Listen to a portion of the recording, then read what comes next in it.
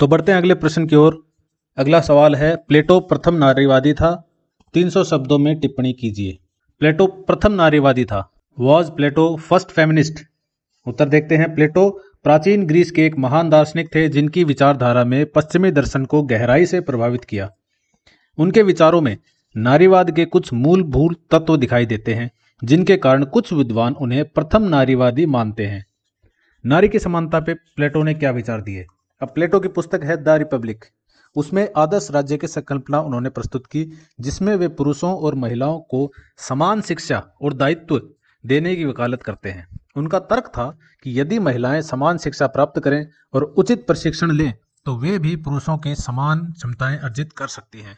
यह विचार उस युग में क्रांतिकारी था। उस समय पर यह विचार बहुत ही ज्यादा क्रांतिकारी था। यह आज का समय नहीं है, ये 427 से 347 ईसा पूर्व की बात हो रही है। तो उस युग में यह विचार क्रांतिकारी था जब महिलाओं को मुख्यतः घरेलू भूमिकाओं तक सीमित रखा जाता था।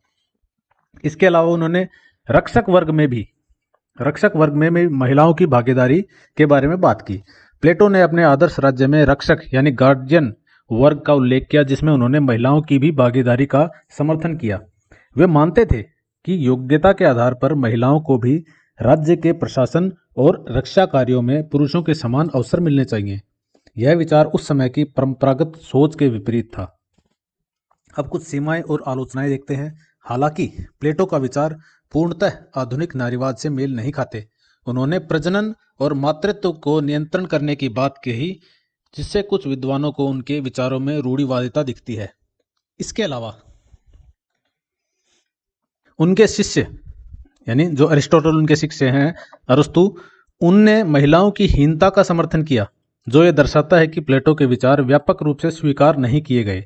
हम देखते हैं कि अरिस्टोटल ने यहाँ तक कि उनको सिटीजन भी नहीं माना, महिलाओं को नागरिकता भी नहीं दी।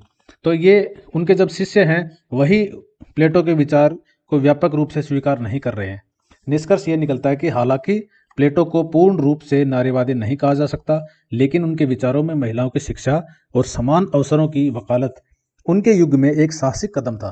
इसलिए उन्हें नारीवाद की दिशा में एक शुरुआती प्रवर्तक माना जा सकता है। तो यहाँ हमने हरी झंडी दे दी है निष्कर्ष में।